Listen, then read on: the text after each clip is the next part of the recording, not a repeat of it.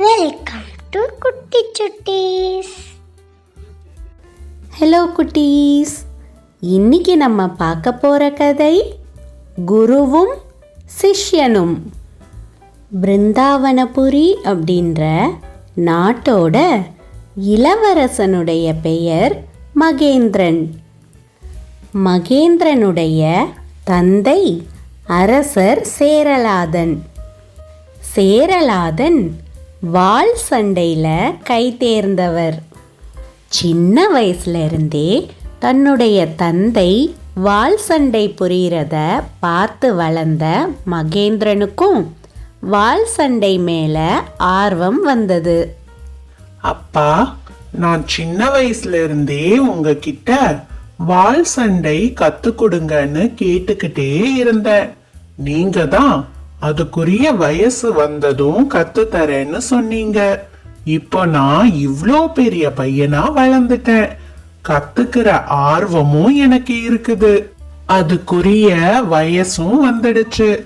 இப்பவாவது எனக்கு வாள் சண்டை சொல்லி கொடுப்பீங்களா? மகேந்திரா, நான் கூட நீ சின்ன வயசுல விளையாட்டா வாள் சண்டை கத்துக்கணும்னு கேக்குறேன்னு நினைச்சேன். ஆனா இப்பவும் வாள் சண்டை மேல உனக்கு இருக்கிற ஆர்வம் கொஞ்சம் கூட குறையவே இல்லை. எனக்கு பிறகு நீதான் இந்த நாட்டுடைய வருங்கால அரசன் இல்லையா? ஒரு நல்ல அரசன்றவன் போற வழி நடத்துறவனாவும் மேற்பார்வையிடுறவனாவும் மட்டும் இருக்கக்கூடாது. வாளேந்தி போர் புரியவும் தெரிஞ்சிருக்கணும். அந்த விதத்துல வாள் சண்டை மேல உனக்கு இருக்கிற ஆர்வம் எனக்கு ரொம்ப சந்தோஷத்தை தருது. நான் உனக்கு வாள் பயிற்சி சொல்லி கொடுக்கறத விட என்னுடைய குரு கிட்ட நீ கத்துக்கிறது தான் முறை. நாளைக்கே உன்னை என்னுடைய குரு கிட்ட அழைச்சிட்டு போய் வாள் பயிற்சியில சேர்த்து விடுறேன். ஆனா ஒரு நிபந்தனை, வாள் பயிற்சிய நீ முறையா படிச்சு முடிக்கிற வரைய அரண்மனை பக்கம் வரவே கூடாது. குருகுலத்துல தங்கி இருந்துதான் கத்துக்கணும். குரு என்ன சொன்னாலும் அவருடைய சொல்படி நீ நடக்கணும். இந்த நிபந்தனை உனக்கு சரினா நாளைக்கே உன்னை வாள் பயிற்சியில சேர்த்து விடுறேன். என்ன சொல்ற? நீங்க சொன்ன நிபந்தனைப்படியே நான் நடந்துக்கிறேன். பயிற்சி முடிகிற வரைய இந்த அரண்மனையில காலடி எடுத்து வைக்க மாட்டேன். குரு என்ன சொல்றாரோ அத அப்படியே கேட்டு நடப்பேன். சரிப்பா, குருகுலத்துக்கு போறதுக்கு நான் தயாராகிறேன். மன்னர் சொன்ன மாதிரியே மறுநாள் மகேந்திரனை குருகுலத்துக்கு அழைச்சிட்டு போனாரு.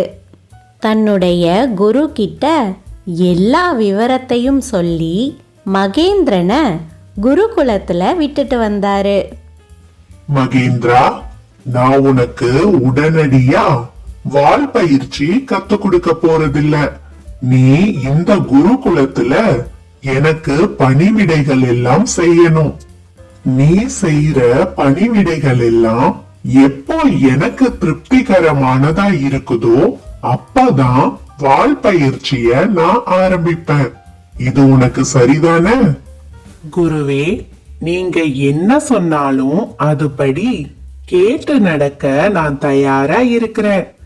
என்ன வேலைகள் செய்யணும் சொல்லுங்க.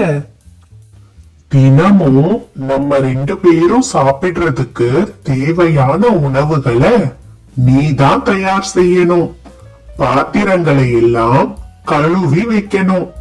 என்னுடைய உடைகளை நீதான் துவைக்கணும். அது மட்டும் இல்லாம இந்த குருகுலத்தை பெருக்கி சுத்தமா வச்சுக்கணும்.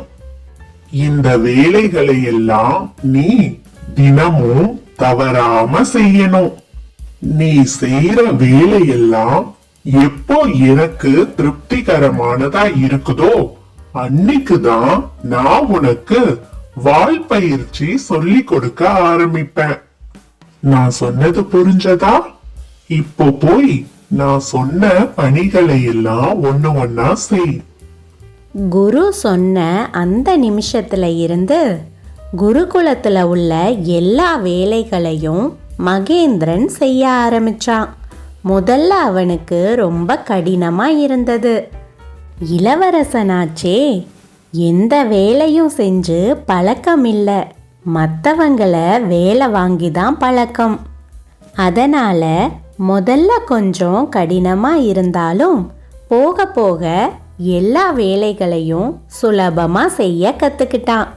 ஆனா மகேந்திரன் எந்த வேலை செஞ்சாலும் குரு அதுல ஏதாவது ஒரு குறைய கண்டுபிடிச்சிட்டே இருந்தாரு. எதிர்பாராத நேரத்துல தன்னுடைய தடியை வச்சு மகேந்திரனை தாக்கவும் செஞ்சாரு. என்ன இது? நாம எந்த வேலை செஞ்சாலும் எவ்வளவுதான் சரியா செஞ்சாலும் குரு குறை கண்டுபிடிச்சிட்டே இருக்கிறாரே. அது மட்டும் இல்லாம நம்மள அப்பப்ப அடிக்கவும் செய்யறாரு. ஏன் இந்த மாதிரி நடந்துக்கிறாரு? எது எப்படியோ, அப்பா சொன்ன மாதிரி இங்க என்ன நடந்தாலும் பொறுமையா இருந்து வாள் பயிற்சிய கத்துக்கிட்டு தான் அரண்மனைக்கு போகணும். இனிமே குரு என்ன அடிக்க வந்தா எப்படியாவது தடுக்க முயற்சி பண்ணணும். இப்படி முடிவு செஞ்ச மகேந்திரன் குரு தன்னை தாக்க வரும்போதெல்லாம் கவனமா இருந்து அவருடைய தடிய தன்னோட கைகளால தடுத்தான்.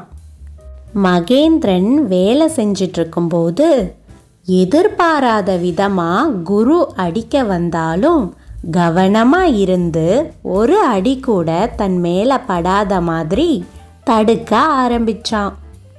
அப்புறம் ஒரு நாள் குரு கிட்ட தன்னுடைய சந்தேகத்தை கேட்டான். குருவே, நான் இந்த குருகுலத்துக்கு வந்து நிறைய நாட்கள் ஆச்சு. நீங்க சொன்ன மாதிரியே எல்லா வேலைகளையும் இப்பெல்லாம் சரியாதான் செய்யறேன். இருந்தாலும் எதிர்பாராத நேரத்துல நீங்க என்ன தாக்குறீங்க, வாள் பயிற்சியும் சொல்லி கொடுக்க மாட்டேங்கிறீங்க. இதுக்கான காரணம் தான் என்ன, நான் தெரிஞ்சுக்கலாமா? மகேந்திரா, பொதுவாவே எந்த ஒரு கடினமான பயிற்சியையும் கத்துக்கிறதுக்கு முன்னாடி உடல் வலிமைன்றது ரொம்பவே முக்கியமான ஒரு விஷயம். அதுக்காக உடற்பயிற்சி செஞ்சா மட்டும்தான் உடல் வலிமையடையும்னு அவசியம் இல்ல. நம்மளுடைய வீட்டு வேலைகளை தினமும் செஞ்சாலே உடல் வலிமை பெறும். அதனாலதான் உன்னை தினமும் இந்த குருகுலத்துல இருக்கிற எல்லா வேலைகளையும் செய்ய சொன்னேன்.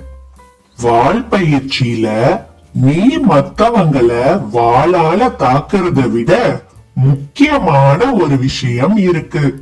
அதாவது வாள் சண்டை போடும்போது எந்த பக்கத்துல இருந்தும் எந்த நேரம் வேணும்னாலும் எதிரிகளுடைய வாள் உன்னை நோக்கி வரலாம். உன்னுடைய கவனம் எல்லா திசைகள்லயும் இருக்கணும்.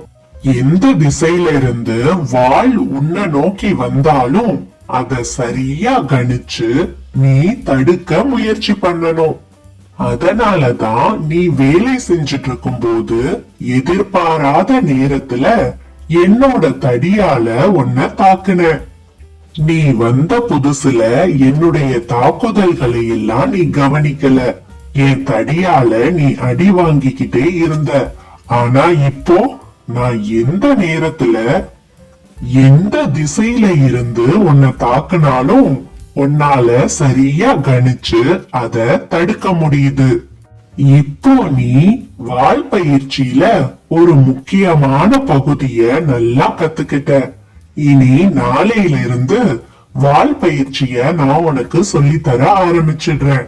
இப்போ சந்தோஷம் தானே? உன்னுடைய சந்தேகத்துக்கு விடை கிடைச்சிடுச்சா? சந்தேகம் தீர்ந்த மகேந்திரன் மறுநாள்ல இருந்து முறையா வாள் பயிற்சிய கத்துக்க ஆரம்பிச்சான். அவனுக்கு இருந்த ஆர்வத்தால சீக்கிரமே வாள் சண்டைய கத்துக்கிட்டு அதுல கை தேர்ந்தவனா ஆயிட்டான். என்ன குட்டீஸ், இந்த கதை உங்களுக்கு பிடிச்சிருந்ததா? சரி குட்டீஸ், இன்னொரு நாள் இன்னொரு கதையோட உங்களை வந்து சந்திக்கிறேன். Thank you for watching.